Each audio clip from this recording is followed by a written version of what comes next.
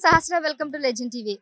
So Palakurthi నియోజకవర్గంలో ఒక 26 ఏళ్ల యువతి యశస్విని రెడ్డి గెలిచి ఎమ్మెల్యేగా గెలిచి ఒక సంచలనం అయితే క్రియేట్ చేసింది. అయితే ఆ నియోజకానికి సంబంధించిన కొంతమంది గిరిజన విద్యార్థులందరూ కూడా మనతో పాటు ఉన్నారు. మరి ఇక్కడ వాళ్ళు ముఖ్యంగా కోరుకుంటుంది ఏంటంటే ఒక శివలాల్ జయంతి కావాలి, స్టేట్ వైజ్ గా హాలిడే కావాలని కోరుకుంటున్నారు. అదేవిధంగా రిజర్వేషన్, ఎస్సీ ఎస్టీ రిజర్వేషన్ గురించి కూడా మాట్లాడాలనుకుంటున్నారు. చూద్దాం, మరి చెప్పండి అసలు మీ ఎగ్జాక్ట్ గా ఏంటి మీ డిమాండ్స్? మేము పాలకుర్తి మండల్ పెద్దదండ కే గ్రామం నుంచి వచ్చినామండి. మా ప్రధానమైన అంటే గవర్నమెంట్కి రిక్వెస్ట్ ప్లస్ ప్రధానమైన డిమాండ్ శివలాల్ జయంతి రోజు ప్రభుత్వం అఫీషియల్ హాలిడేని ప్రకటించాలి మాకు. దాంతోపాటు మా తీజ్ పండుగను కూడా అఫీషియల్గా గుర్తించి ఆ రోజు కూడా మాకు హాలిడే ప్రకటించాలని మా ప్రధాన డిమాండ్. ఇంకోటి, మాకు మా యొక్క రిజర్వేషన్ని 10% అమలు చేయాలి పూర్తి స్థాయిలో. మేము 12% జనాభా ఉన్నాం మేము తెలంగాణలో. 12% రిజర్వేషన్ కూడా అమలు చేయాలి అందరినీ. ముఖ్యంగా విద్య వైద్యం మీద మాత్రం మా ప్రధాన డిమాండ్. దాంతోపాటు ప్లస్ మా యొక్క ఆచార సాంప్రదాయాలను కూడా ప్రభుత్వం గుర్తించి అమలు చేయాల్సిందిగా మేము కోరుతున్నాము.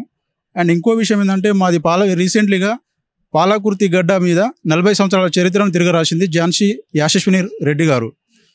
ఆమెను కూడా మేము యాక్చువల్గా తను వాళ్ళ అత్త బదులు తను నిలబడింది అని అన్నారు కదండి. సో ఆవిడ గెలవడానికి ఏంటి ముఖ్య కారణాలు?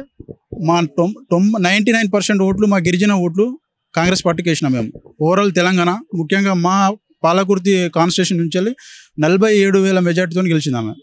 49,000 మెజార్టీ. ఆమెకు ప్రధానమైనది మేము గెలవడానికి కారణం ఏంటంటే అక్కడున్న ఎర్రబెల్లి దయాకర్ అహంకారం. ముఖ్యంగా అతను తన యొక్క కార్యకర్తలను నమ్ముకున్నాడు కానీ పేద ప్రజలను పట్టించుకోలేదు. అతను వచ్చిన నిధులను పూర్తి స్థాయిలో సద్వినియోగం చేయలేదు, తండాలను అభివృద్ధి చేయలేదు. ఇంకోటి, మా ప్రధానమైన డిమాండ్ గవర్నమెంట్కి మా తండా గ్రామ పంచాయతీలను రెవెన్యూ గ్రామ పంచాయతీగా గుర్తించాలి అండ్ పూర్తి స్థాయి బడ్జెట్ కేటాయించి అన్ని తండాలను అభివృద్ధి చేయాలి. ఇది మా ప్రధానమైన డిమాండ్.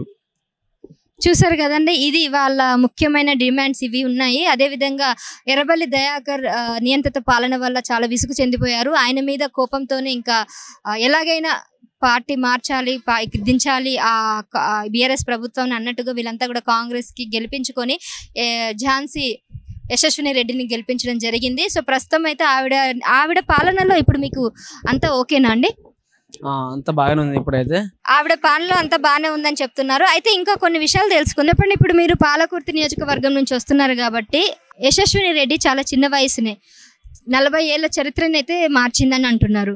మరి ఆమె అంత స్టేజ్కి వచ్చింది అని అంటే నిజంగానే ఇప్పుడు మార్పు చెందే అవకాశం ఉందా మీ పాలకుర్తి నియోజకవర్గంలో?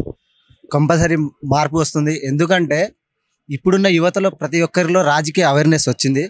ప్రధానంగా ఎందుకంటే తెలంగాణ మూమెంట్లో చూసుకున్నా కూడా మేము ఏ రోజు అయితే సఫర్ అయ్యామో ఉద్యోగాల విషయంలో అది మాకు జరగలేదు ఆ విషయంలో న్యాయం.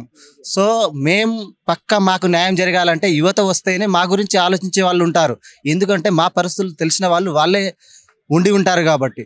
ఇదే ఎర్రబెల్లి దయాకర్ రావు గారు అయితే 40 ఏళ్ళ చరిత్ర ఉన్నప్పటికీ మా యువత గురించి పట్టించుకోలేదు. కానీ ఇప్పుడు ప్రజెంట్ ఉన్న మా ఎమ్మెల్యే గారు యంగ్స్టర్ కంపల్సరీ మా గురించి ఆలోచిస్తారు. ఆ అవగాహనతోనే ఈ ఓట్ల మెజారిటీ వచ్చిందని నేను భావిస్తున్నాను. కంపల్సరీ వస్తుంది. మళ్ళీ ఇప్పుడు నేను ప్రధానంగా రిక్వెస్ట్ చేసేది ఏంటిదంటే మా ఎమ్మెల్యే గారికి, అదే ఇప్పుడు మీకు ఈ రిజర్వేషన్ మీద ఒక ఇష్యూ ఉంది, అదేవిధంగా హాలిడే అని అన్నారు. మరి ఈ వినతిని ఆవిడకి చెప్పడం జరిగిందంటారా? ఇంకా చెప్పలేదు, అంటే ప్రత్యక్షంగా కలవలేదు.